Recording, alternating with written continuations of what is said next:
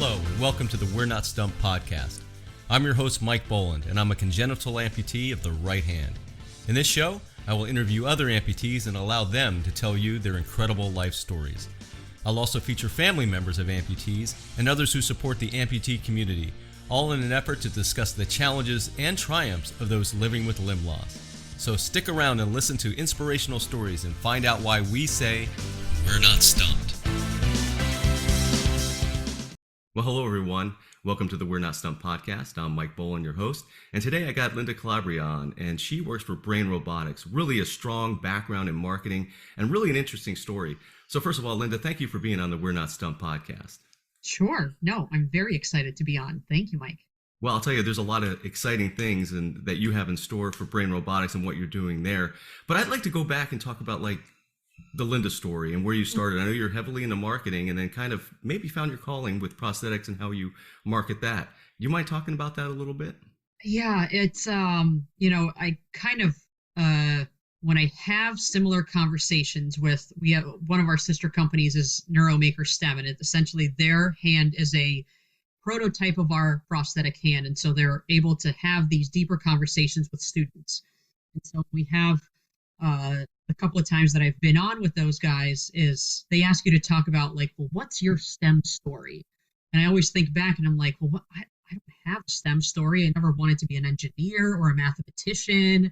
My brain does not work that way. I've always wanted to tell stories, but here I am working with engineers and software people and, all these people that are far more smart than I am in a variety of different ways. And ultimately, it just comes down to you being able to have a conversation with somebody. And so when I got out of school, I went down the product marketing route.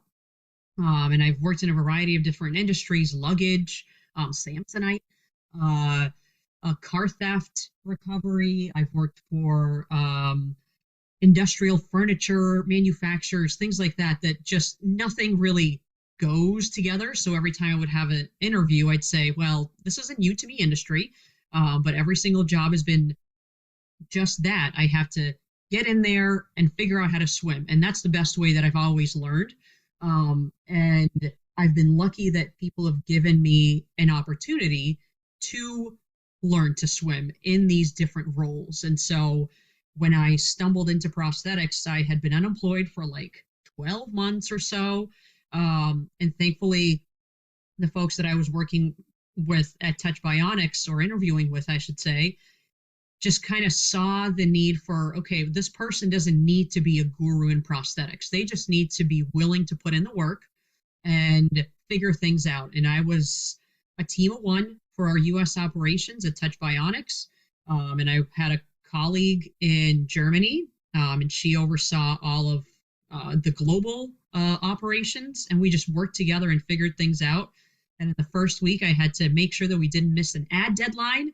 And so it was all, I jumped right into the pool and had to make some initial mistakes and figure out where to go from there.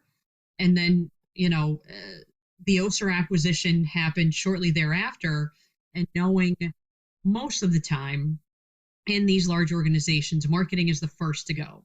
So not wanting to leave the role that I was in or the organization or this new to me industry of prosthetics, I spoke to my now former great colleagues at OSER and I said, well, hey, I don't think you have anybody for upper limb prosthetics from a product perspective. And now that I've been here for a whole 6 months, I'm an expert. And so, long story short, they gave me the opportunity to stay on as the product marketing lead for OSER. Wow. And so I did everything from content creation and branding and making sure that the marketers at the OSER headquarters in California really knew how to talk about our products. Because you can be a great marketer, but in my mind, in order to do that, you have to understand the product, how it serves the user, who is it for, what are the functionalities and benefits, and not just the glossy stuff. So I would provide all of that to our great marketeers there. And so now it's been 7+ years that I've been in prosthetics, upper limb specifically, with Touch Bionics, OSER, and now with BrainRobotics. And now I'm wearing an even larger hat of product and marketing and branding and regulatory and quality and safety and engineering and all of that stuff. So it's been a growing just wearer of many hats type of path, I guess. Yeah. But it's definitely been an eye-opening one, and an industry that I'm trying to dig my heels into and not leave anytime soon. Well, that's great. That's fantastic. And when I looked at BrainRobotics and I looked at the website, there's a lot of great things that are going on, a good vision. Can you kind of describe the company and what you're working towards? Sure. When I joined in August of 2020, we were at that time, I was brought on to help bring our prosthetic hand to the market. And so in the O&P industry, from the manufacturing side of things, you kind of look at, there's the terminal devices, which are the hands themselves or the devices, what have you. And then there's everything that happens in the socket, electrodes, power, all of that sort of stuff. Huh. And so when I was brought on, we had what was called a closed loop system. So it's a hand, and it has to work with the electrodes that are provided. In our case, the electrodes wouldn't work with any other terminal device. So if you had a B Bionic, you would need a whole other socket system. And so in the last couple of years, we've unbundled that because it did not make sense for the US market.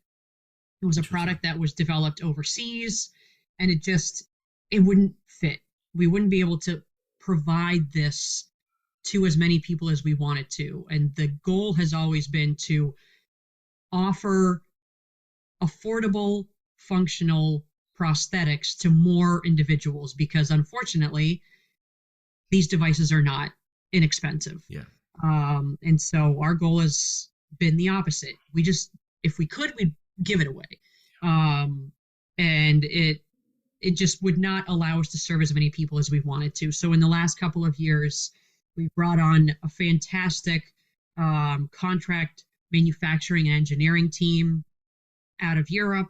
And they really helped us unbundle all of that. So we really focused on the terminal device, and essentially the shell of the car, if you will, is the same, but the guts and the internal components are completely revamped to make sure that it's a functional device. It's easy to use. All the software has been updated. So it's been a real eye-opening experience, and not a quick, short win. But it's once we're ready to really get out there by the end of this quarter, early Q3 of this year, 2023, we really feel like we will be offering a robust, durable product, functional product to users, and make it really easy to use, because it can be very cumbersome.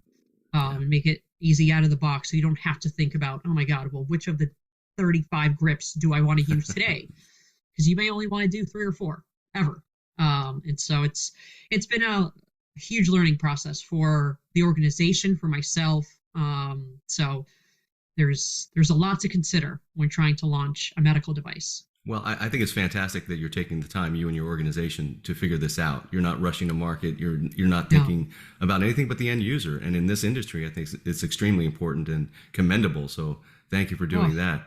One of the things I noticed on the website, and being a congenital, we talked a little earlier, I got a few years experience, but I don't know, you know more about this industry than I ever knew. And one of the things that I saw on the website, and you kind of mentioned it, were apps. And I don't understand why there is a need for apps. And I'm not saying there isn't a need. I'd love to understand that, why there's a phone app for a prosthetic. Sure. No, and I think you bring up a good point, because the way that I was taught when I got into this industry is that a potential user essentially has a number of options when it comes to prosthetics. It could be no prosthetic, because they either choose to not have a prosthesis, or they're unfortunately not allowed to have one due to insurance.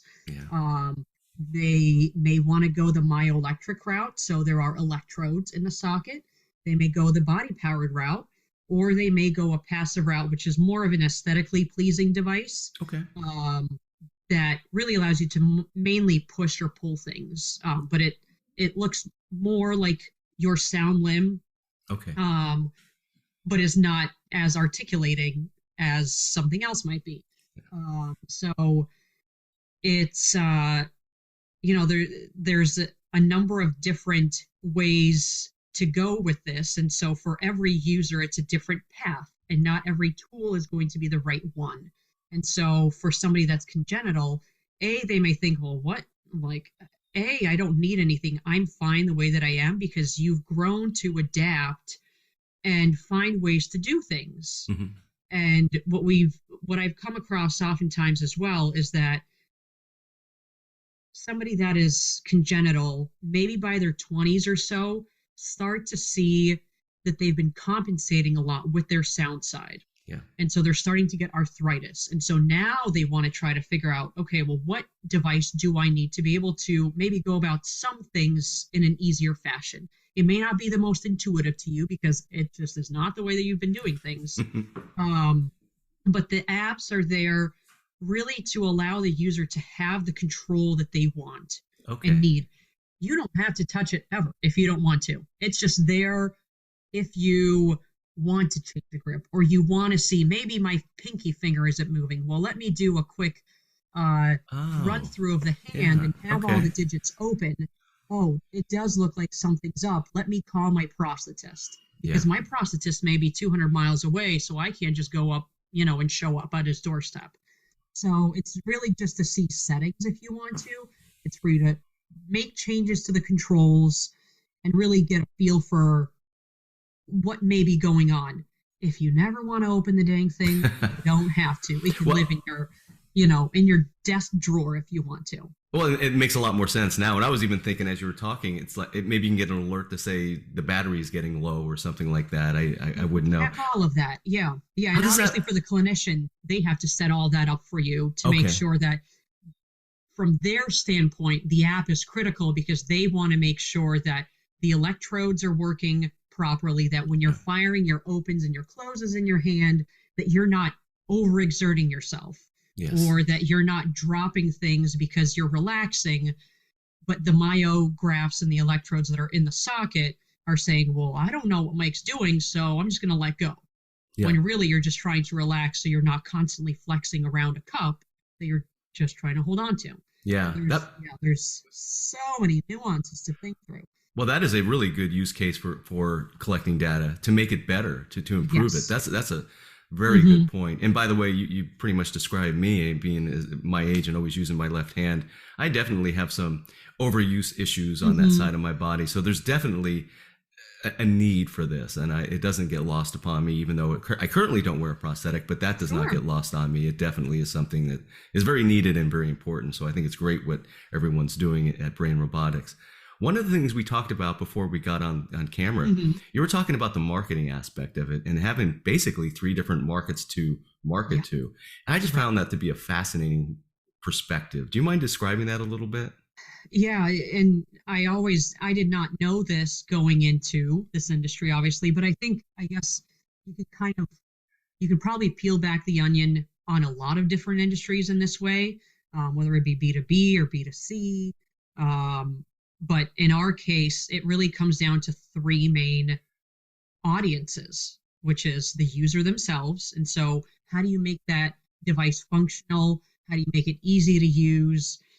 And then how do you inform those folks about this new product so that they are coming to their clinician and saying, hey, I saw something about this BrainRobotics hand. Can you tell me more about it? Can I get a demo? Because a lot has been shifting in the industry towards that as well. When I started in 2016, it was Touch Bionics in the islands, and it was Be Bionic and Michelangelo to some degree in terms of multi-articulating, meaning all the digits move devices. Now you throw a stone and there's a new, startup popping up saying, we've got the best thing.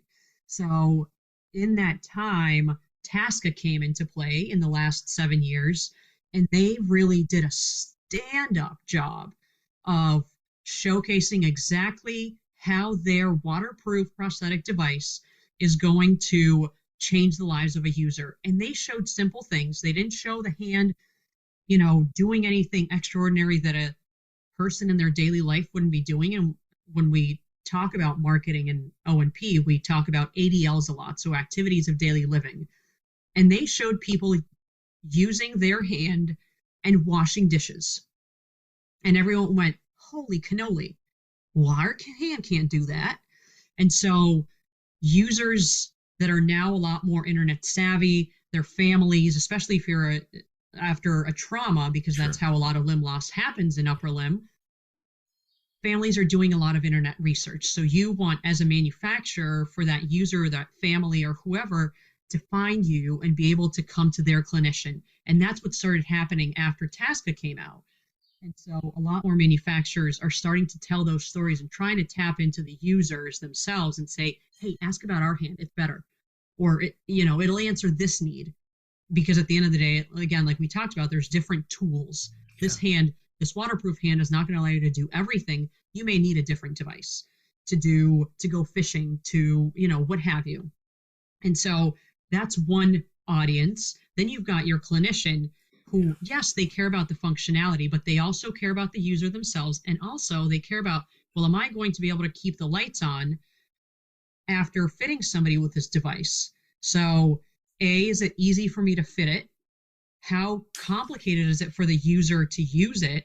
Is it durable? Is it constantly going to be breaking? And is the user going to have a terrible experience and then blame me, the clinician, and say, what did you put on me? This thing sucks.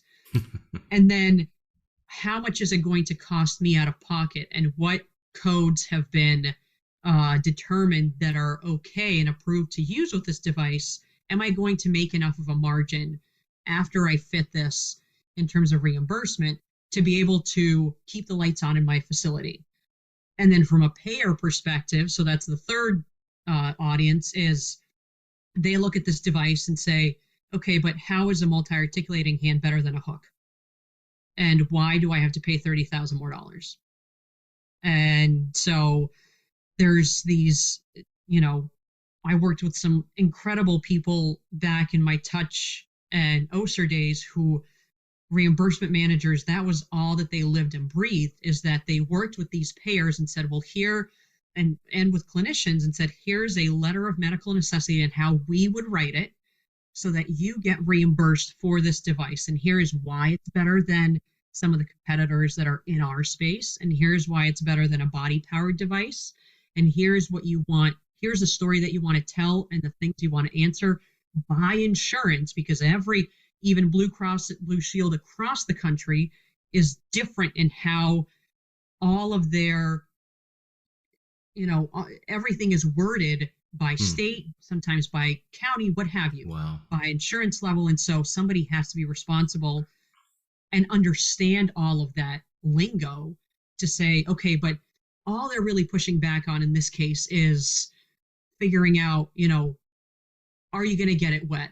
If the answer is yes or no, they'll probably let it go. But unfortunately, in some cases, a lot of users just have to be their own advocate and then have to do crazy things like go on TV to be able to get a hand and say, hey, why can't I live in this two-handed world with two hands when everybody else around me has them?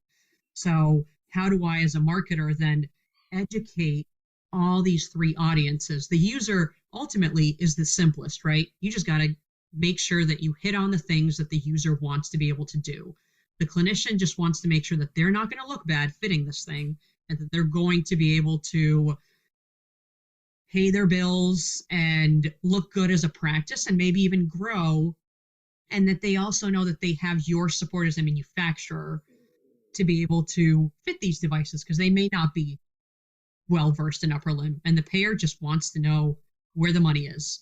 And so you're not going to market to all of them all at once. You're not going to market to them in one specific way. You're going to do it in different ways and different times, and maybe sometimes it's just through conversations, and it not glitzy stuff on social media, but it all has to be thought through, because they all care about completely different things. And just because you talk to Joe in Kentucky from Blue Cross doesn't mean he's going to talk to Becky in Illinois and say, these guys have it made, you should fit them every time that they come through. Becky doesn't care. Yeah.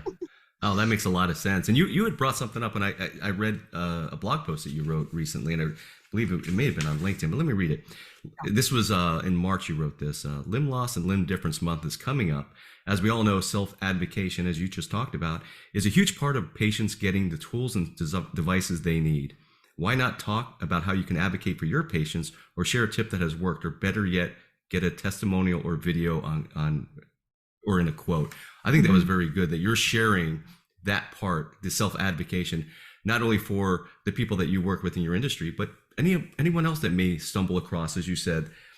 You never know who might be listening and who needs that extra push. And I think that was very good, very good way to say, excuse me. Anything else you'd like to share on that? Yeah, it's, like I said earlier, it's an unfortunate need.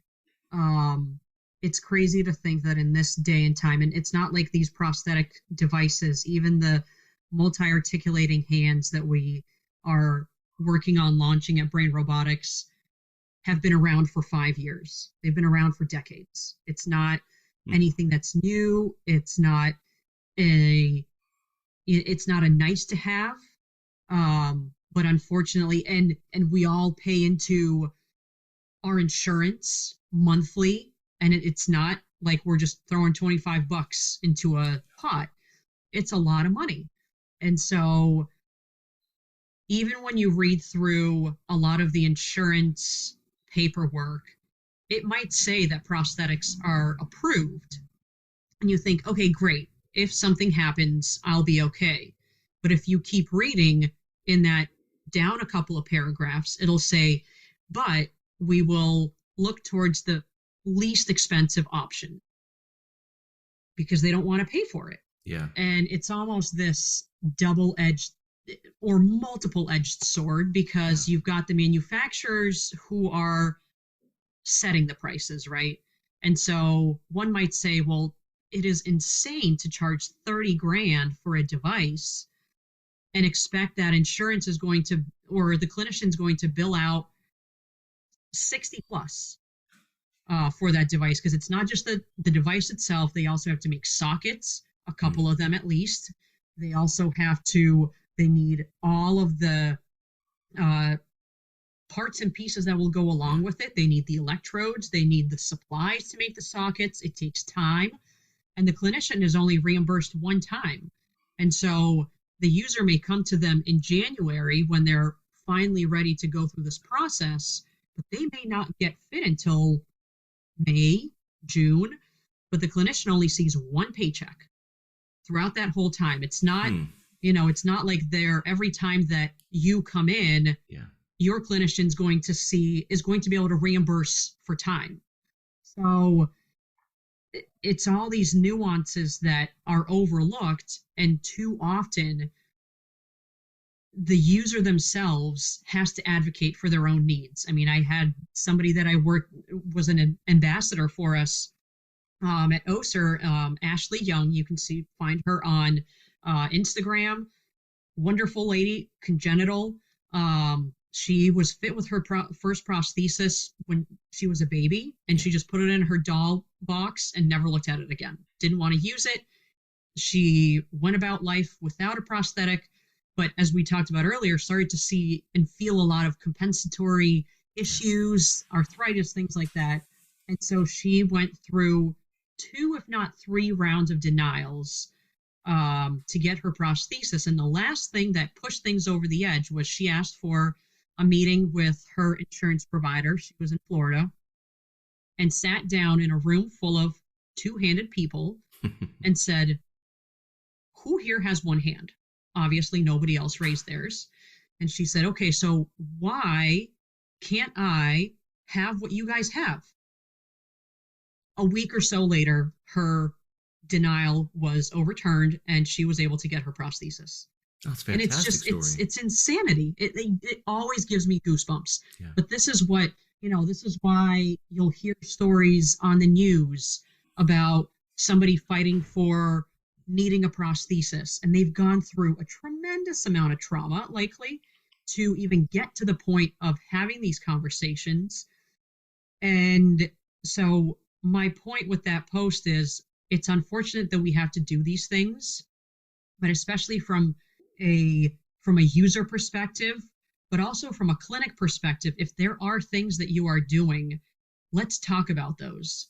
Because it just, as we open this whole conversation, the point you made about, as somebody that is living life as a one-handed person, you don't think about all these things. No. Whereas me, I'm constantly living and breathing. I'm like, okay, well, how am I going to, how will I make this point clear? And without having these conversations, nobody knows about the ins and outs. Whereas we're just programmed to, well, I know that this competitor can do that and his hand can do this and all these different things. And it's just, there's not a big enough conversation. And from a clinic perspective, they oftentimes also don't have the means to have those conversations. And I've come across that many times.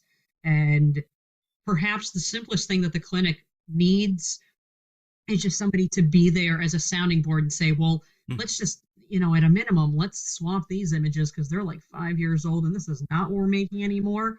And they don't, you go about your day, and as a clinician, you're thinking about your patients, you're thinking about how you're going to pay your staff, you're thinking about if the sockets, if you have a fabrication lab on site, if those are being well made, insurance,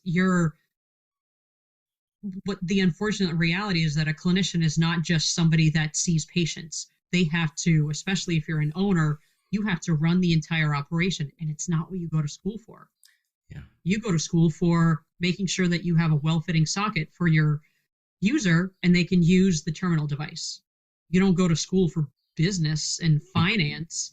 And it's a lot of what I'm learning through this O&P certificate program through AOPA is that they cover all of that.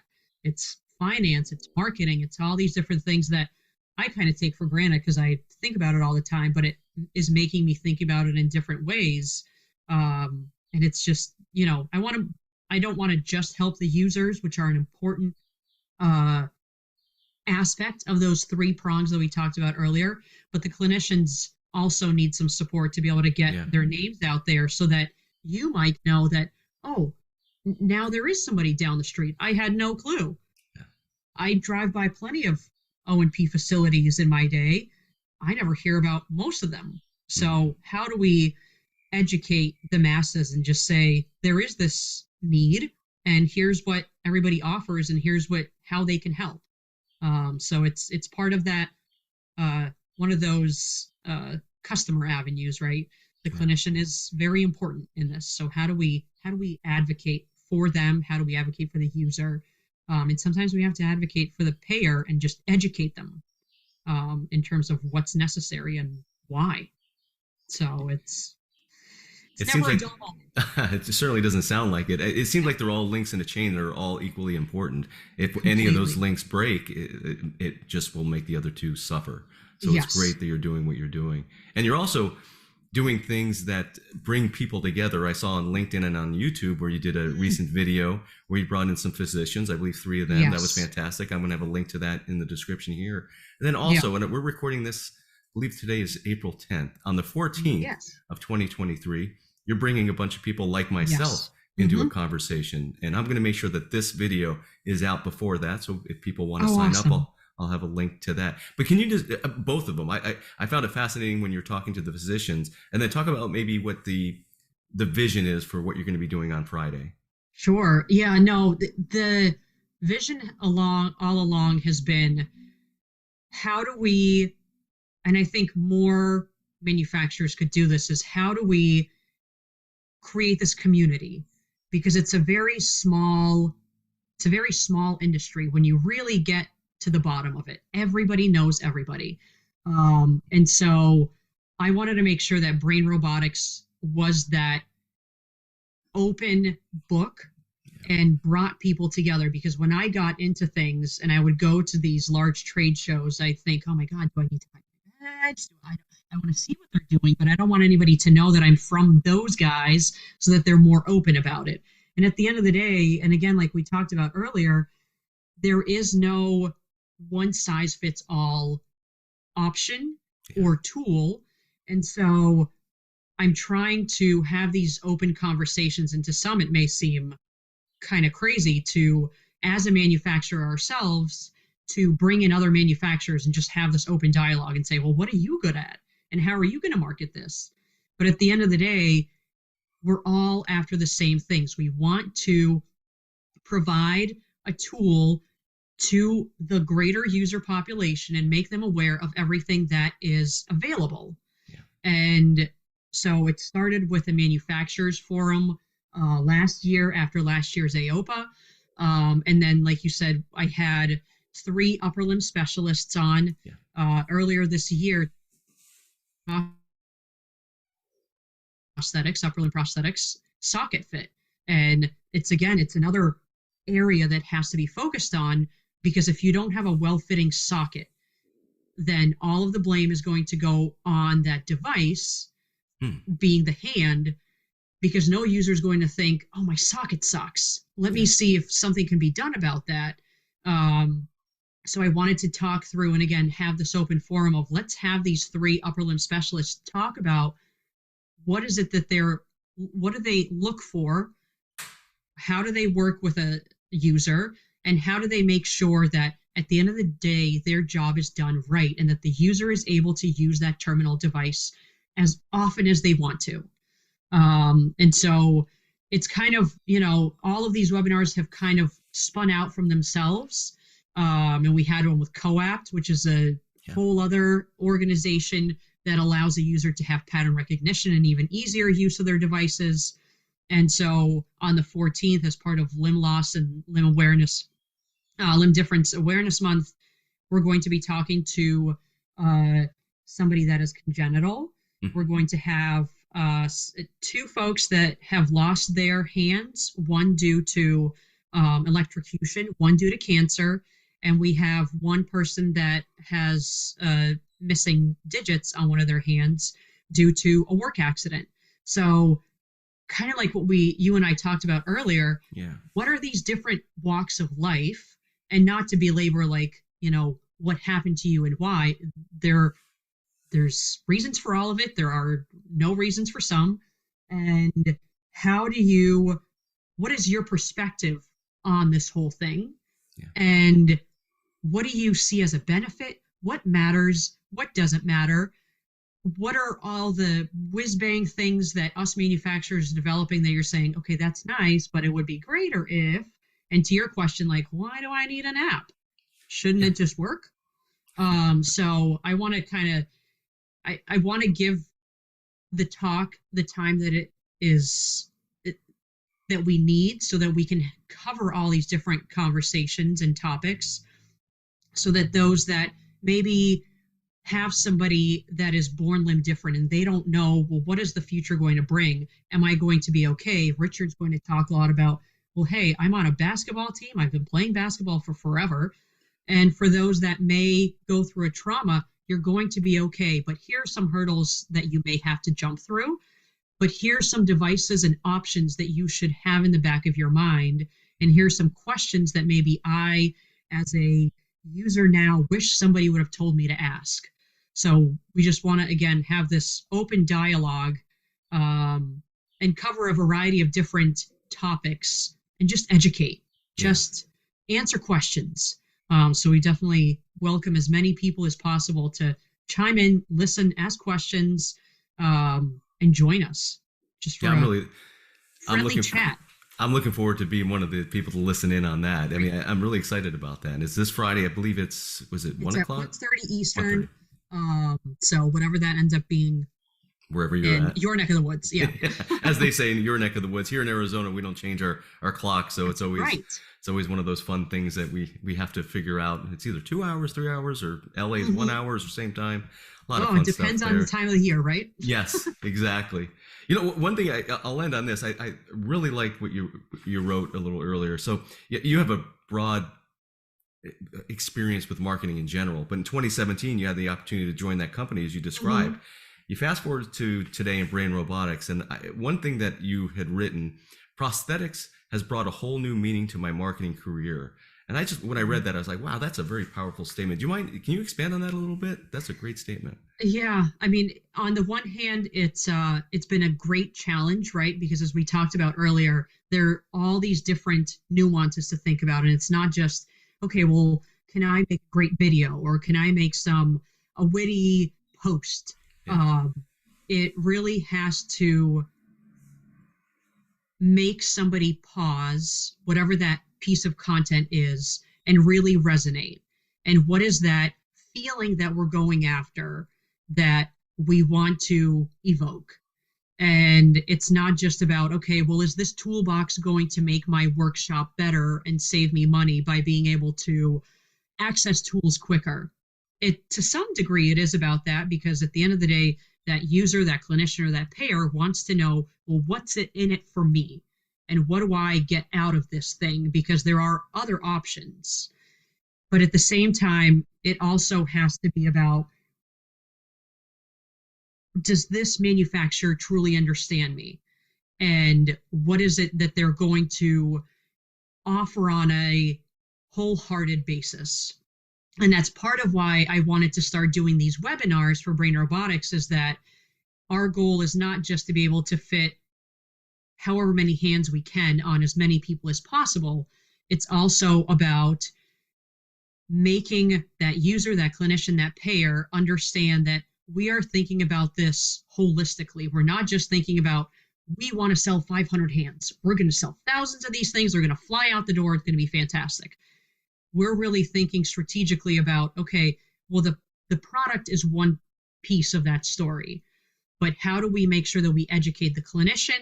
How do we make sure that we are really thinking through things in terms of making it a seamless experience, so that the insurance company also feels like they're not just getting bamboozled and, getting a run for their money. No, we're truly thinking through things as a whole, and that clinician is not going to come back to them and say, ugh, this was a bad choice. So it's really telling a full story, making sure that we're hearing the audience. And it's not about whiz-bang marketing by any means. It gets eyeballs, 100%. But those that are in the industry, or those that are needing these devices, are going to see through that and say, okay, that's fantastic, but so what? So it's definitely been eye-opening. Like I said, challenging in a lot of ways, but challenge is great. Yeah. Because we'd all be bored if everything was easy. Everybody Yes. would be doing it if it was easy. Yes. But it's and at the end of the day, it's so rewarding because you're able to, even if we don't fit our hand on you, hopefully we've helped you in some other way. Hopefully we've educated you through whatever video or document that we might have that maybe another manufacturer may not supply, that you're learning more about the process, that you're learning more about all the different nuances, and maybe you're just getting more, that somebody's there behind you rallying and saying, just go for it. So if nothing else, we want to be able to help out in a number of different ways, even if it's not with the device itself, because it may not be the right tool. Well, I'll tell you, I feel in talking to you and learning more about your organization, even reading about it myself, it seems like your mission and vision are in the right area, in the right direction, because your heart is in the right area and your philosophy is aligned with the way a prosthetic company should think. And I thank you for that. I think that's fantastic. Yeah, no, it's definitely, it's an absolute passion. And I think, as I said earlier, I've really kind of dug my heels in, and I'd like to stay here for as long as possible in this industry, and just in whatever form that looks like. And as I mentioned earlier, I'm trying to go through the ONP certification program so I can really understand and add different value to whatever that conversation is. And again, be that wear of multiple hats and have different honest and open and educated conversations with a variety of different audiences. Because they all matter. Yes. And it's just, it's a small industry.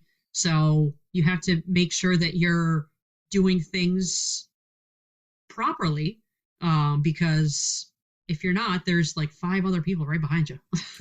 Yeah. So I want to be one of those people that truly care, and myself, that I am also thinking about things wholeheartedly. And in a holistic way and addressing the variety of needs. It's not just about one of those customers, it's about all of them. And there's so much work that still has to be done on so many different levels. And it's not a one person or 1 week job. There's been a lot of effort put in by a lot of different people for years to be able to educate payer sources and Congress and all these different things. And it's just an ongoing effort to try to allow more people to live their full lives and complete their activities of daily living and go hiking and go for a run, because that's not, I know we've been talking about hands, but a lot of insurance providers don't think that somebody that is missing a leg needs a running blade. Who cares? That's a nice to have. No, there are lots of organizations like Levitate that are trying to go to the consumer as well and say, hey, this is available to you. We're going to make it easy. We will also work with a clinician, but running should be a right. You shouldn't have to jump through hoops. So there's just so many conversations that are starting to happen and so many more that still need to. So it's been an educational journey, but it can't stop here. Well, you educated me today. I've learned a lot just from talking to you, and I appreciate you coming on the podcast, because as people go through their own journeys, and as you said, whether it be upper limb or lower limb, they don't know where to start at times. And right. Having this conversation available and having people like you willing to come on and have those conversations is extremely important. And I can't thank you enough for being on the We're Not Stumped podcast. And just, I'm going to have all the links in the description, but in case people just happen to be listening, it's brainrobotics.com, correct? Yes. Yep. Brainrobotics.com. You can find us on Instagram. You can find all of our great webinars on LinkedIn. They're also on YouTube. So whatever fits your needs, hopefully we're there. And they're all linked from. I've thought through it. And I know you're going to do more of those kind of town halls in the future. So if you happen to miss the one on this Friday, there's going to be more, I'm sure, in the future. Yes. And that's going to be the fun part. So, Linda, thank you so much for taking the time to be on the We're Not Stumped podcast. It means a lot to me. No, thank you, Mike. This has been fantastic. I'm glad we were able to talk about all these different topics.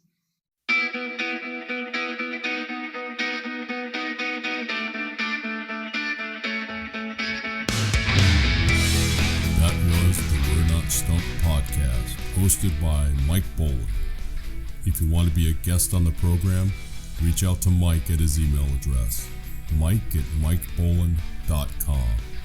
This podcast is produced by One Hand Man Productions. If you are looking to start your podcast, go to onehandmanproductions.com.